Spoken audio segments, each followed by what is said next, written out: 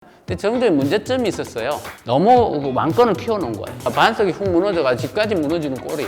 정치인들이 가장 극단적으로 부딪혀가지고 가장 극렬하게 싸우는 시기가 가장 아름다운 시기예요. 그렇다면 우리가 우리 역사에서 가장 본받아야 할 만한 정치가 뭔가? 역사 속에서 그러한 인물을 찾아보자. 이번에 나온 제 책 국가경영은 세종처럼이라는 이 책의 내용을 가지고 특강을 하겠습니다. 근데 이 세종을 좀 논하기 전에 먼저 조선시대에 대해서 기본적인 걸 조금 짚어보고 시작하겠습니다. 자, 조선이란 나라 1392년에 서가지고 1910년까지 총 518년 동안 있었던 나라죠.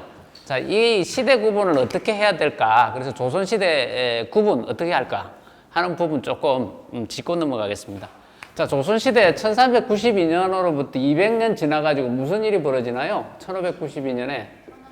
예, 1592년에 임진왜란이 일어나죠. 전체적으로 보면은 이 임진왜란과 그 다음에는 이 1636년에 일어나는 병자호란 이 두 개가 소위 말해서 이제 전환점이에요. 예, 그래서 조선시대를 요 앞부분에 여기 1450년이면 이게 세종이 죽은 해인데요. 요 나라가 센 때로부터 1450년까지 약 한 58년 정도는 조선의 토대 구축기라고 할 수 있어요. 토대가 구축되는 시기다. 이렇게 볼 수 있고, 그 다음에는 여기로부터 이제 여기까지 1567년, 그러니까 선조가 들어서는 요 시점, 요까지는 정착기라고 이렇게 할 수 있어요. 조선이 여기에 토대가 구축돼가지고 여기는 정착기죠.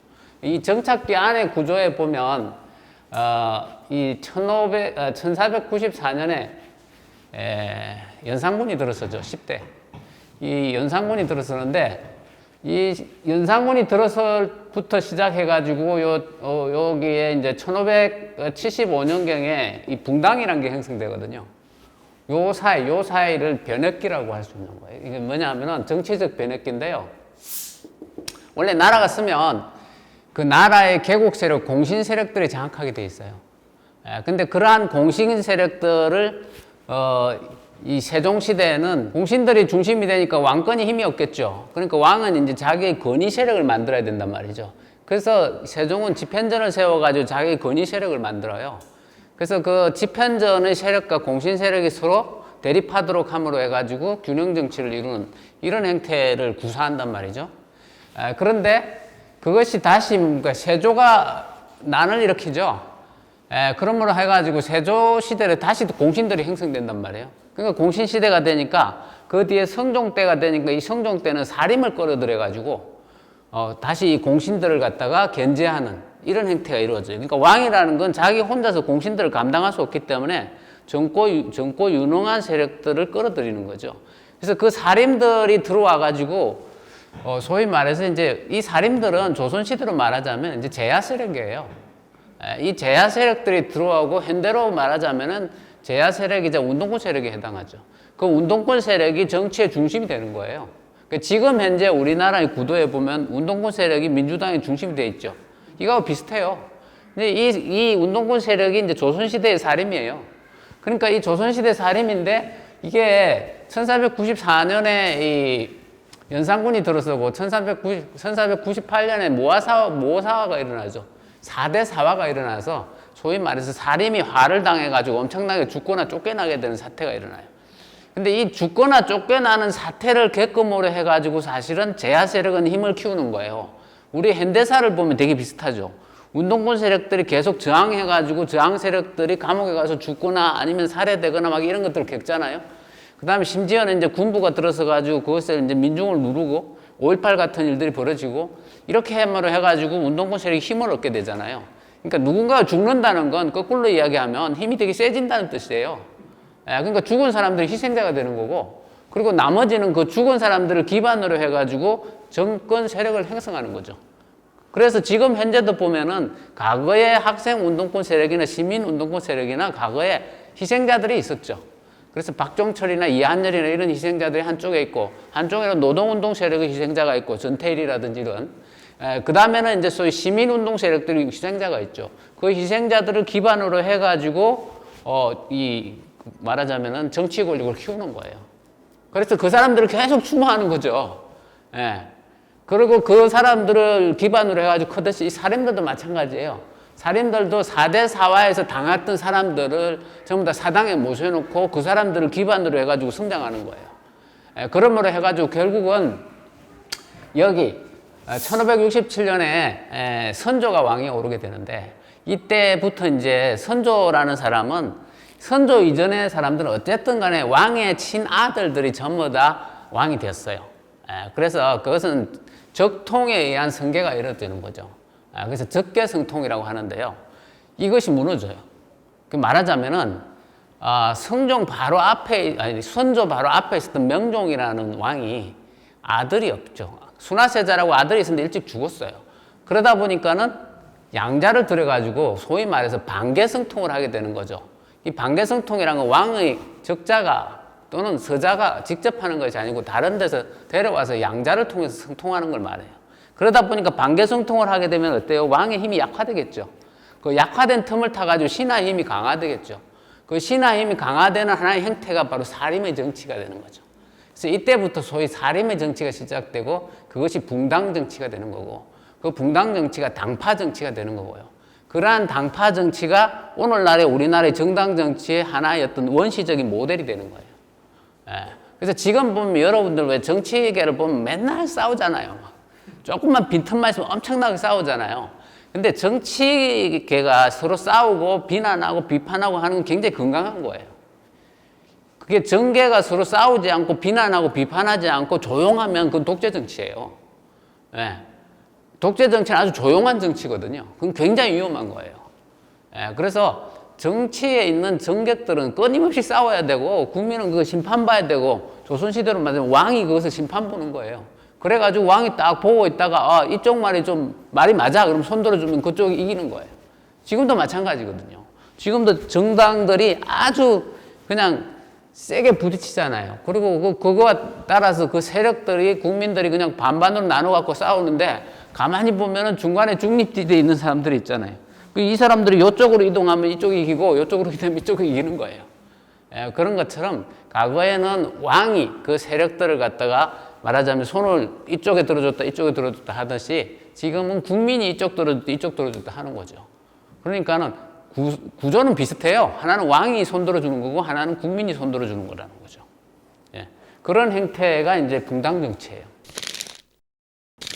근데 이러한 붕당 정치가 시작되고 본격적으로 이제 붕당을 위주로 해가지고 왕이 그 붕당을 조절해 가면서 정치를 하는 거예요. 선조가 처음에는 붕당을 반대하는 듯한 형태를 보이다가 나중에는 붕당을 가지고 정치를 하게 돼요. 그렇게 함으로 해가지고 이 정치가 굉장히 활발해지는 거죠. 근데 왜 정당에 있는 정치인들은 싸울까? 그 문제는 되게 간단해요. 국가에 있는 권력 자리는 한정돼 있어요. 그 자리를 누가 차지할 거냐의 싸움이에요. 그래서 소위 말해서 현대에 와서는 대권을 누가 차지하냐, 누가 대통령이 되냐 가장 큰 자리잖아요. 그 다음에 뭡니까? 국회의원을 누가 차지하는가? 뭐 이런 거거든요. 그래서 그걸 기반으로 해가지고 대권을 기반으로 해서 내각을 누가 차지하고 이러듯이 이때도 비슷합니다. 이때도. 그래서 왕이 뭐 동인 편을 들어주면 동인들이 그냥 내각을 확 차지해 버리는 거죠. 그러면 이제 서인들이 굉장히 밀려나고 있고 그 다음에 좀 말하자면 힘없는 부서에 다 가 있는 거예요. 그러다가 그것에 뭔가 이 권력이라는 게 또 오래 가면은 부패하게 돼 있어요. 그럼 거기에 대해서 엄청난 비난이 나오고 비판이 나오잖아요. 그러면 또 왕이 이쪽 편을 드는 거죠. 뿐만 아니라 예를 들어서 한쪽에 무슨 이렇게 세력이 장악하면 그 세력이 부서지게 돼 있어요. 그러니까 선조 시절에 1575년에 처음으로 붕당이 생겼을 때는 동인 세력이 다 장악했어요. 동인 세력이 장악하니까 동인들이 힘이 세지니까 그러니까 동인 안에서 또 부서지는 거예요. 그게 남북으로 나눠지는 거예요. 그러다가 거기서 북파가 또 이기는 거예요. 그러니까 그 북파가 이기니까는 북이 또 나눠져요. 그래서 대북하고 서북으로 나눠져요. 대북이 장악하니까 대북이 또 나눠져요. 그래서 그것이 육북이니 골북이니 피북이니 이렇게 세 개로 또 나눠진단 말이죠. 지금도 정치를 보세요. 똑같아요. 한 당이 너무 커지면 그 당 안에서 나눠지게 돼 있고 당이 안 나눠지면 파벌로 나눠지게 돼 있어요. 그 다음에 이쪽 땅에서 좀 이렇게 자기가 이쪽 편이었는데 거기서 별로 대접을 못 받아. 그러면 이리 이동해요. 예. 그 지금도 보면 소위 말해서 민주당 세력이나 제야 세력들, 과거에 운동하던 세력들 중에 거기서 튕겨져 나온 사람들이 다 어디 있어요? 국민의힘이 있잖아요. 비슷한 행태예요. 이게 정치는. 결국은 보면 자기가 어디 가면 생존하기 편할까? 뭐 그걸 노리는 거죠. 근데 조선시대는 당을 쉽게 잘 안 바꿔요. 왜냐하면 이게 집안 전체하고 다 관련이 있고요. 결혼 관계에도 다 관련이 있기 때문에 바꾸기 굉장히 어려워요. 지금보다 훨씬 더 힘들죠. 그래서 예, 조선시대에는 그 어떤 정치를 이해하려고 어떤 인물을 이해하려면 그 조선 후기에서는 그 사람이 어느 붕당에 속해 있는지를 반드시 먼저 이해해야만이 그 사람의 행동을 이해할 수 있어요. 그냥 이해할 수는 없다는 거죠. 다산 정약용과 정조가 왜 친해졌느냐? 그것은 다산 정약용이 남인이기 때문에 친할 수밖에 없어요. 왜냐하면은 남인이란 건 정조가 자기 우군 세력으로 일부러 키운 거니까. 그런데 세력은 크지 않아요. 왜냐하면은 소론하고 노론이 있는데 노론이 더 크니까 남인을 키워가지고 소론하고 결합시켜서 노론하고 크기를 같게 만든 거거든요. 그게 정조란 말이죠. 이런 형태, 왕은 그게 한쪽이 너무 커지길 바라지 않아요. 양쪽이 팽팽하게 대립하기를 바라죠. 그럼 조종하기 되게 쉽잖아요. 예, 그런 형태가 조선시대도 그대로 있었다. 그래서 여기까지 해서 정착기인데 정착기 안에 이런 배녁기가 있는 상황에서 임진왜란이 일어나는 거예요. 그래서 임진왜란 1592년 요걸 갖다 전환점이다. 조선시대를 이해할 때는 이 1392년에서 200년 지난 시점, 요즘을 잘 이해해야 한다. 네, 그 다음에는 여기로부터 해서 이게 1800년이 있어요. 자, 조선시대가 재밌는 거는 조선 초기에, 이게 태종 있고 여기 세종 있잖아요. 조선 초기에 요 부분에 문해부흥이 한번 일어나요. 이게 세종 시절이에요. 그럼 두 번째 문해부흥이 언제 일어나냐? 요 정조 때 24년 동안 일어나는 거예요. 그러고 나서 보면 문해부흥이 처음에 아주 시작점에서 한번 일어나고 말기에 망할 점이 한번 일어나는 거예요. 이 1800년이 지나가지고 1910년 동안 이 110년은 소위 말해서 외척시대예요. 외척시대. 그러니까 왕은 힘이 없고 외척이 힘이 센데 외척들은 신하잖아요. 신하가 힘이 세지만은 어떠한 특정 집단, 특정 가족들, 가게만 힘이 세니까 그걸 통해서 국고가 전부 다 거리 다 빠져버리니까 뭡니까? 세금이 확 줄어들고 나라 창고가 확 무너지는 거죠. 그러니까 국가가 무너지는 거예요. 예, 그런 의미에서 외척의 권력을 완전히 장악하면 안 되는 거죠. 외척이 가끔 필요해요. 왜냐 왕이 어리거나 아니면 또 왕이 자기 자리를 잡지 못했을 때 왕이 자리를 잡는 기간 동안 어느 정도 보호해주는 역할. 그것도 왕비를 중심으로 했을 때 안정되는 거죠. 그게 이제 소위 왕비의 섭정이에요. 수렴청정이라는 제도가 있는 거죠. 그런데 그거보다 더 지나쳐버리면 뭡니까? 나라가 망하는 거예요. 그래서 이런 어떤 영조, 정조 시절에 문해 부흥기가 있는데 그 뒤에 몰락하죠. 근데 이게 왜 그랬을까 하면 우리가 정조라는 사람에 대해서 조금 잘못 판단한 부분이 있어요. 정조에 대해서 계획군주다. 그래가지고 대단히 계획성이 강하고 정조 때 그래서 엄청난 문해부흥이 이루어졌다. 긍정적인 평가만 하잖아요. 근데 정조에 문제점이 있었어요. 그건 뭐냐 하면은 너무 왕권을 키워놓은 거예요. 그래서 정조는 거의 절대왕에 해당했어요. 그래서 소위 말해서 노론이니 소론이니 아니면은 또는 시판이 백판이 이걸 갖다 뒤에서 밀찰 정치를 해가지고 다 주물르고 있었단 말이죠.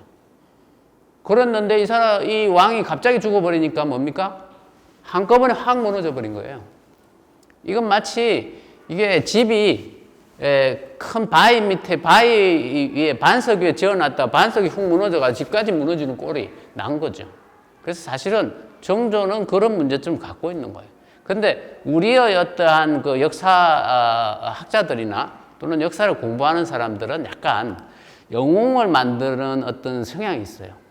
그래서 세종이라든지 정조라든지 이런 사람들을 너무 영웅시하는 경향이 있단 말이죠. 근데 완벽한 영웅은 존재하지 않아요. 그리고 정조를 그렇게 영웅시하는 이유가 있어요. 그건 뭐냐면 정조가 좀 더 오래 살았거나 정조의 정치가 더 갔거나 그것이 이어졌다면 우리가 일본에게 잡혀먹을 게 있느냐. 이런 어떤 안타까움 때문에 역으로 정조를 지나치게 영웅시하는 경향이 있다라는 거예요. 그래서 그것은 객관적인 역사 시각이 아니라는 거죠. 정조에 대해서는 좀 더 연구해 볼 필요가 있어요. 그렇기 때문에 왜 그렇게 뛰어난 정치를 했는데 왜 갑작스럽게 그 뒤로 훅 망했느냐. 그것은 뒤에 대해서 나름대로 안전장치를 하지 않았다는 뜻이잖아요.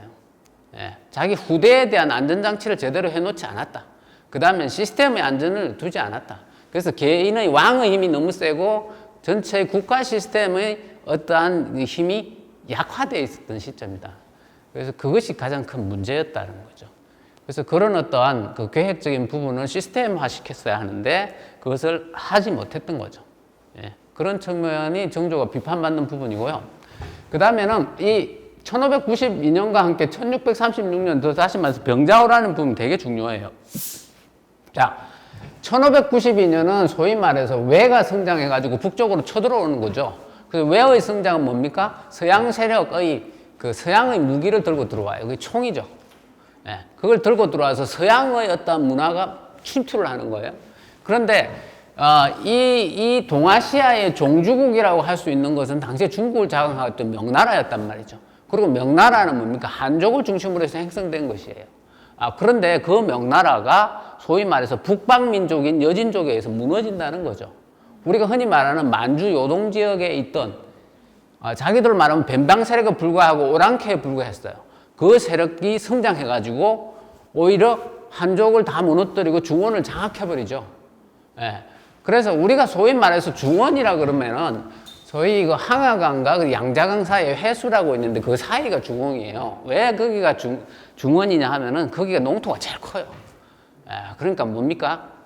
곡식이 많이 나오는 것이죠. 거기를 중심으로 해가지고 중국 대륙의 문화가 형성됐다는 말이죠. 모든 어떤 농업시대의 문화라는 건 큰 강을 중심으로 해서 대도시가 형성될 수밖에 없어요. 왜 그러냐 하면 농사를 짓는 반드시 물이 필요하고 그 다음 평야가 필요해요. 근데 평야는 어디에 형성되느냐 하면은 큰 강의 하류 지역에 범람원 지역에 형성되게 돼 있어요. 그래서 세계의 4대 문명 발상지가 전부 다 강 하류 지역에 있는 거예요. 그래서 항하강이니 양재강이니 이런 것들이 다 마찬가지죠. 그리고 우리나라 지금 이제 수도가 한강유역에 있는 것도 똑같은 이유예요. 그러니까 곡창지대를 끼고 있어야지 거기에서 충분한 국산물이 나와가지고 이게 유지될 수 있기 때문에 그렇게 되는 거죠. 그런 건데 1636년에 이 사건은 말하자면은 우리에게는 그냥 소위 말해서 이게 후금이 청이 돼가지고 쳐들어와가지고 소위 우리가 오랑캐라고 하던 그러한 어떤 이 여진족에게 무릎을 꿇은 일이죠. 근데 그건 단순히 우리의 일이에요. 그런데 이 전체 동아시아를 보면 이건 엄청난 사건이 벌어진 거예요. 그럼 여진족이라는 건 어떤 존재인가? 우리는 흔히 여진족 그러면 오랑캐고 우리에게 행편없는 우리보다 뒤떨어진 문화이고 뭐 이렇게 생각하잖아요. 근데 그 여진족은 알고 보면요. 고구려의 후예예요. 여진족의 조상이 말갈이고요. 그 다음엔 고구려가 망하고 나서 다시 형성된 나라가 발해예요. 발해가 망하고 나서 그 남아있는 유민들이 그 고구려족과 그 다음에는 그 발해족이라고 할 수 있는 저 말갈족. 그 사람들이 바로 여진족이에요. 그러니까 여진족을 우리 역사에서 조금 다르게 생각해야 해요. 여진족에 대해서 지금까지 우리는 늘 우리가 공격해야 되는 대상, 막아야 되는 대상, 우리를 괴롭히는 대상으로 인식해 왔어요. 근데 그거는 굉장히 잘못된 역사관이에요. 우리의 역사는 고구려 백제 신라가 우리의 역사라고 배웠잖아요. 그런데 고구려 유민의 역사를 우리 역사로 인식하지 않는 게 문제예요. 발해의 역사는 겨우 우리 거로 끼워 넣어 놨어요. 그렇잖아요? 그래서 발해 시대를 남북국 시대라고 이렇게 규정한 사람은 유독공이라는 사람이에요.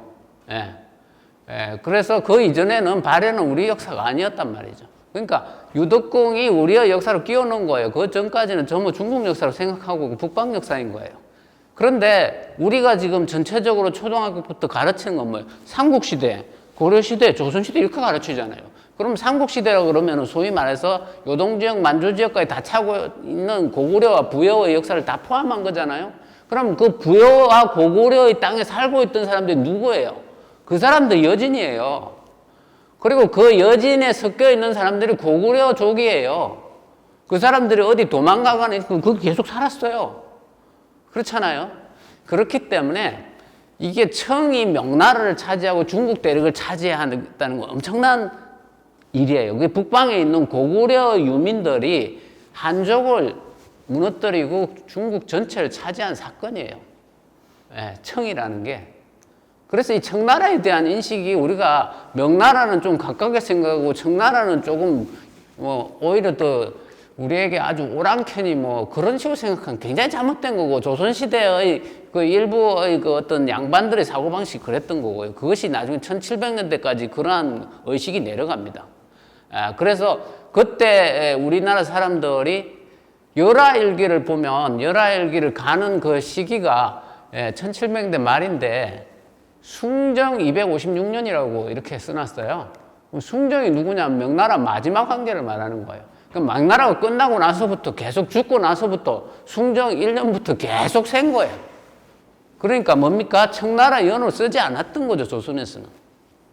그러니까 외교적으로는 청의 머리를 숙였지만 계속해서 명나라를 섬기고 있었던 거죠. 그 조선의 사대는 바로 명에 대한 사대이고 청에 대한 사대는 없었어요.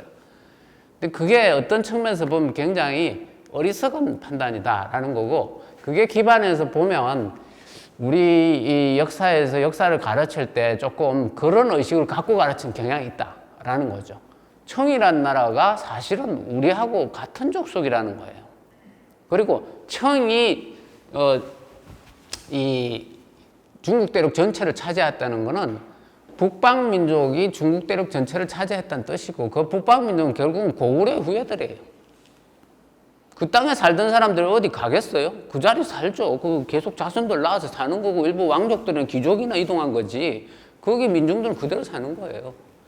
그렇기 때문에 이 청이 명을 장악했다는 건 엄청난 우리의 어떤 역사에서 엄청난 변혁인데, 그걸 조선은 다르게 인식하고 있었던 거고, 우리의 지금 현재의 사가들도 그걸 다르게 인식하고 있는 거예요.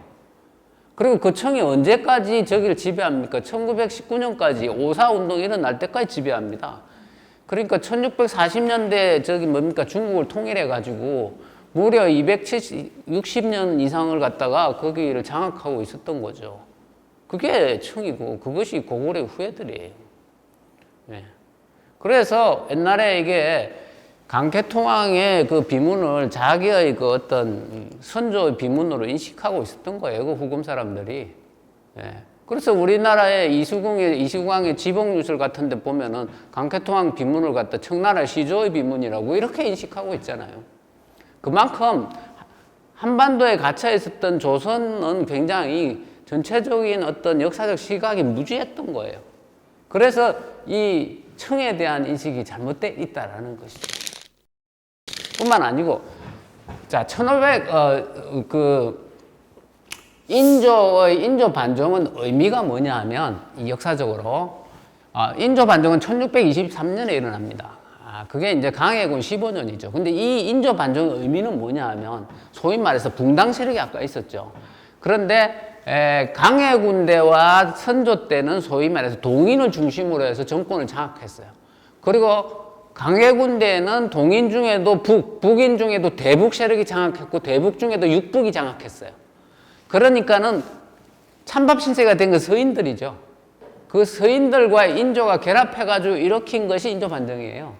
그 이후로 서인들을 중심으로 해가지고 정권이 형성되고요.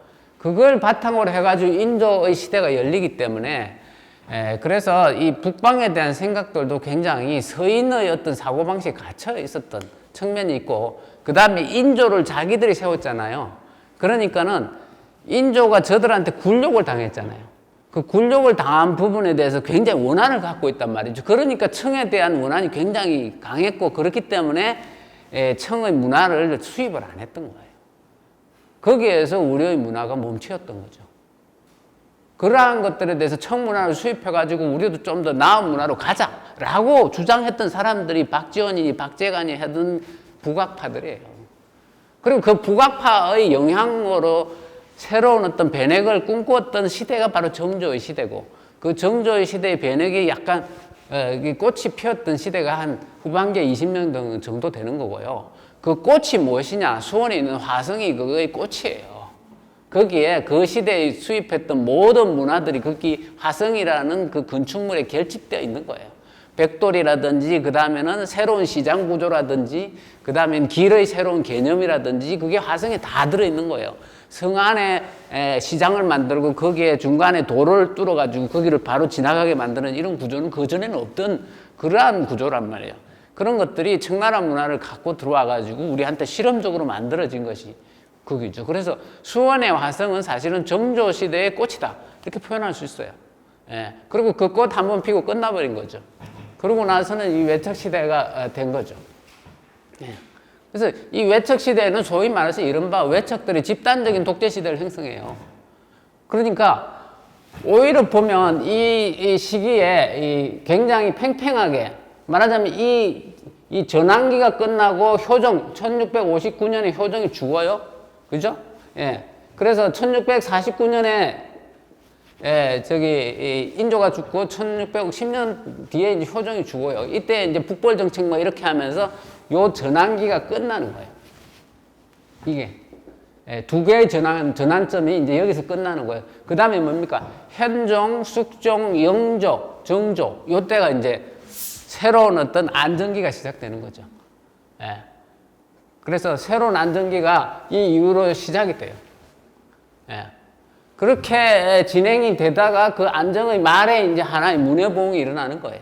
그럼 그 안정기 때의 상황에서 정치적 상황은 어떤가? 극단적인 대립이에요. 이 극단적인 대립이 있었던 이 시기가 조선이 가장 영화로웠던 시기다, 이 말이에요. 그러니까 정치인들이 가장 극단적으로 부딪혀가지고 가장 극렬하게 싸우는 시기가 가장 아름다운 시기예요. 지금이에요. 지금 한국이에요. 예. 지금 한국이 그런 때예요.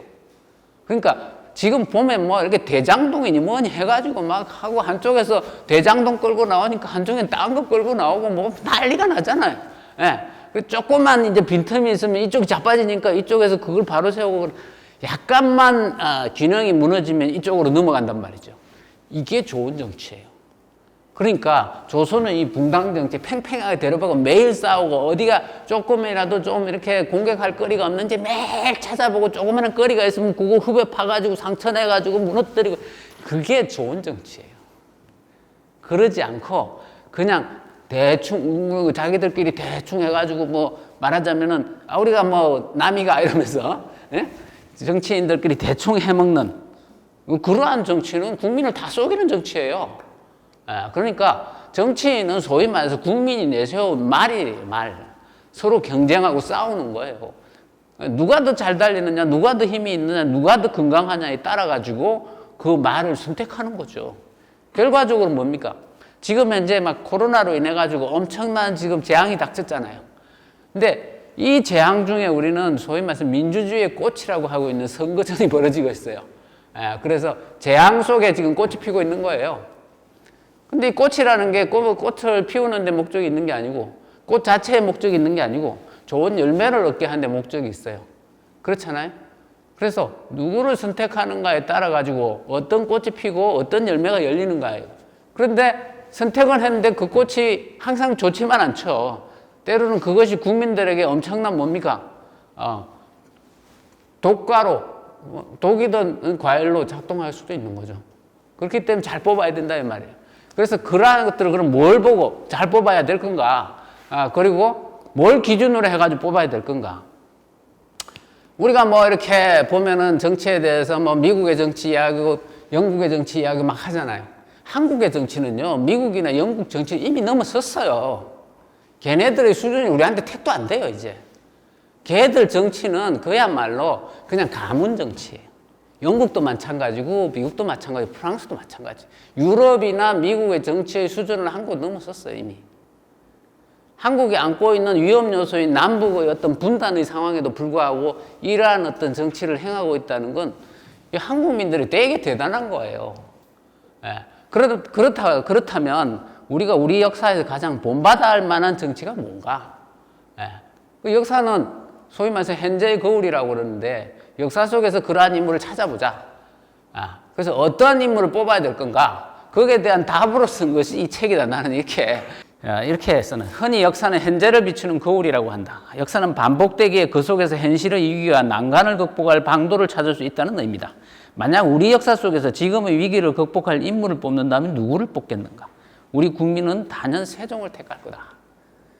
우리 역사 중에 세종만큼 정치적으로 성공한 인물은 없어요. 국가 경영에 있어서는 세종의 경영이 최고였다 이 말이죠. 물론 세종 개인적으로 보고 그 시대에도 한계가 있겠지만 그럼에도 불구하고 우리 역사뿐만 아니라 세계사를 살펴봐도 세종만큼 정치를 뛰어나게 한 정치가는 별로 없어요. 그래서 그렇다면 왜 세종인가? 우리 역사에서 세종만큼 국가 경영에 성공한 사람이 없기 때문이다. 하지만 지금 우리 현실에서 세종 같은 인물을 찾기는 쉽지 않다. 그러나 세종의 성공적인 국가 경영법을 현실에 적용할 자질을 갖춘 사람들은 있다 이거예요. 그래서 그런 자질을 갖춘 사람이 세종의 성공적인 국가 경영법을 제대로 익힌다면 세종 같은 시대는 아니더라도 세종 시대를 닮은 시대는 얼마든지 열 수 있다. 이런 얘기죠.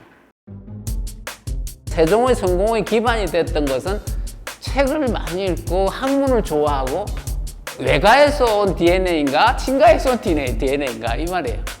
어느 책도 이걸 따져본 책은 없어요 지금까지.